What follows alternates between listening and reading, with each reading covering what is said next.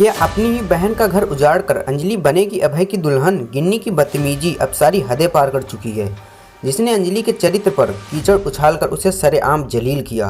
अंजलि की बेइज्जती का बदला या अभय से शादी का धोखा। आज अंजलि ने अपनी ताकत से पूरी बस्ती को हिलाकर रख दिया, लेकिन राजवंशी परिवार ने वेद की मां के बारे में जो कहा उसे सुनकर आपके पैरों तले जमीन खिसक जाएगी। आखिर क्यों अंजलि को अपनी बहन को धोखा देने पर मजबूर किया जा रहा है? क्या है वो सबसे बड़ा राज? चलिए जानते हैं आज की इस महा एपिसोड में। एपिसोड की शुरुआत राघव से होती है, जो अंजलि को बताता है कि वह गिन्नी के खिलाफ लड़ने के लिए कोर्ट जा रहा है। वह अंजलि से कहता है कि अभय जो कर रहा है वो बिल्कुल सही काम कर रहा है। अभय राघव को फोन करता है और उसे बताता है कि उसने पूरे घर की तलाशी ली और कहता है कि घर में कोई सबूत नहीं है। राघव जवाब देता है कि अगर कोई सबूत नहीं भी है तो सबसे बड़ा सबूत है वह गिन्नी। वह अभय से गिन्नी से उसके जुर्म कबूल करवाने के लिए कहता है और कहता है कि एक बार जब वह उसका जुर्म कबूल करवा लेगा तो वह धर्मराज को जेल भेज सकता है।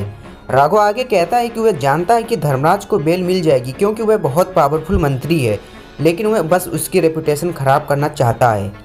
अंजलि राघव से फोन ले लेती है और अभय से कहती है कि वह गिन्नी से जुर्म कबूल करवाने के लिए उसे धोखा ना दे, ये कहते हुए कि यह गलत है, और कहती है कि गिन्नी उसे बहुत प्यार करती है। अभय जवाब देता है कि वह जो कर रहा है वह बहुत सही है और अपने कामों को सही ठहराता है। वह अंजलि से यह भी कहता है कि तुम शादी में दुल्हन वाले कपड़े पहनकर जरूर आना, लेकिन अंजलि मना कर देती है और कहती है कि वह नहीं आएगी शादी में। गिन्नी अभय से फोन लेती है और अंजलि से पूछती है कि वह अपने लवर से क्यों बात कर रही है। वह अंजलि से पूछती है कि क्या उसे जलन हो रही है। वह उसे विधवा कहकर बेइज्जती करती है और कहती है कि तू तो विधवा है, तू शादी में कैसे आ सकती है।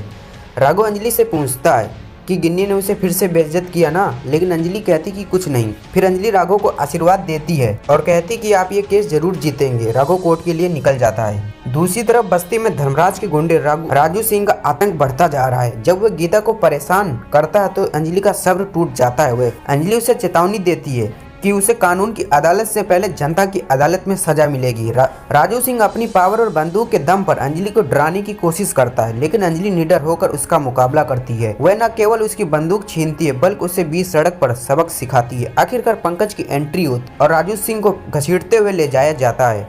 इस जीत के साथ ही अंजलि को एहसास होता है कि पूरी बस्ती अब उसके साथ खड़ी है। उधर राजवंशी परिवार वेद को फोन करता है और उसे अपने घर आने के लिए कहता है, ये कहते हुए कि उनके पास उनकी मां के बारे में कोई जानकारी है। वेद मान जाता है और राजवंशी हवेली चला जाता है। वेद प्रताप और सोनल से पूछता है कि उनके पास उसकी मां के बारे में क्या जानकारी है। धर्मराज वेद के पास आता है और कहता है कि उसने सुना है कि वेद की मां किसी के साथ भाग गई थी। वेद धर्मराज का कॉलर पकड़ता और धमकी देता है कि अगर उसने उसकी मां बुरा भला कहा तो उसे जान से मार देगा।